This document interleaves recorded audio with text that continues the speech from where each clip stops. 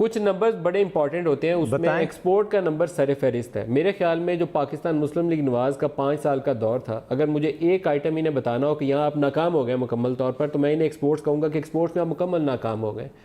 रुपए के ऊपर कंट्रोवर्सी थी, एक्सचेंज रेट के ऊपर कि डॉक्टर इसहाक डार साहब जो थे उनकी फिक्सेशन है कि 104 से ऊपर रुपया ही नहीं जाने देना, चाहे हमारा एक्सटर्नल सेक्टर पूरा ख़राब हो गया।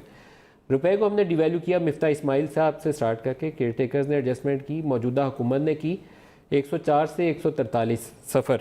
और नतीजा मैं अब आपको बताने लगा हूँ, ये 1 जुलाई से लेकर 30 मार्च तक के अपडेटेड एक्सपोर्ट के और इंपोर्ट्स के नंबर हैं।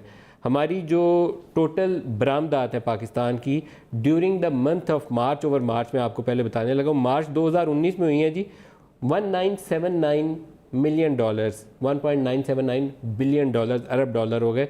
और पिछले साल इसी मुद्दत में ये थी 2.27 बिलियन डॉलर्स। तो मार्च ओवर मार्च 11% डिक्लाइन कर गए हम, मार्च ओवर मार्च 11% डिक्लाइन कर गए हैं। तो कुछ स्ट्रैटेजी के ऊपर गौर भी करने की ज़रूरत होती है। इसी तरीके से 9 महीने का कम्युलेटिव इकट्ठा नंबर उठा लें, जुलाई टू मार्च 17.083 अरब डॉलर की पाकिस्तान से बरामदात हुई हैं।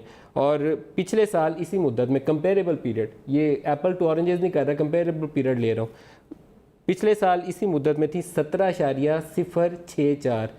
इजाफा कितना है? आप सब लोगों को जो पॉलिसी मेकर्स हैं उनके लिए लम्हा फिक्रिया होना चाहिए, 0.11%, 0.11%। Where is the benefit? देखिए ना, बात ये गेन किधर है? नहीं नदीम, यही बात है कि आपको अपनी इकोनॉमी के स्ट्रक्चर को समझने की जरूरत है। हमारी इकोनॉमी की एक्सपोर्ट का दारोमदार डिवैल्यूएशन पे नहीं है, इसलिए कि 60 to 70% रॉ मटेरियल आप इंपोर्ट करते हैं। जो ही आप डिवैल्यूएशन करते हैं उधर आपकी जो कॉस्ट ऑफ प्रोडक्शन है उसमें इजाफा हो जाता है। दूसरे, आपका जो तमाम पोर्टफोलियो है वो कमोडिटी नेचर का है। जो ही आप डिवैल्यूएशन करते हैं, जो आपका बायर है वो कहता है लो भी मेरा डिस्काउंट निकालो, तुम्हें तो इतना वहाँ पे डिवैल्यूएशन हो गई है।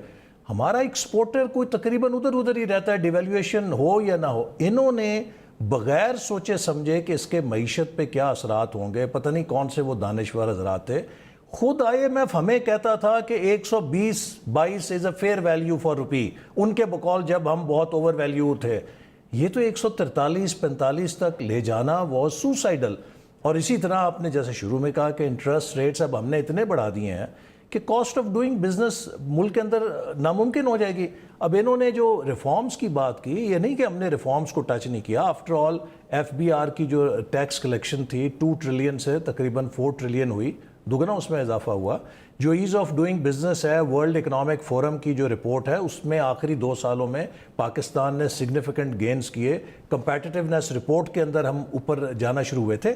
लेकिन मैं आपके सामने कुछ ज़रा फिगर्स पेश करना चाहता हूँ, और ये वो फिगर्स हैं पूरी कौम को सोचने की ज़रूरत है। 1999 में पाकिस्तान की पर कैपिटा इनकम थी $625।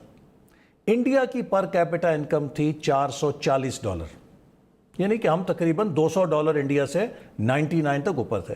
बांग्लादेश 397। आज इंडिया की पर कैपिटा इनकम चली गई है तकरीबन $2000 पे, वो $425 से 2000 पे चले गए। बांग्लादेश 397 से $1700 पे चला गया। और हम जो इन सबसे आगे थे 625 पे, हम अभी इस डिवैल्यूएशन के बाद कोई 1640 से गिर के 1350 पे आ गए। अब मुझे ये बताएं आप नदीम कि इन 20 सालों में इंडिया और बांग्लादेश ने ऐसा कौन सा तीर चलाया है कि जिससे वो हमें फलांग के आगे चले गए? सिर्फ एक चीज़, stability and continuity of policy.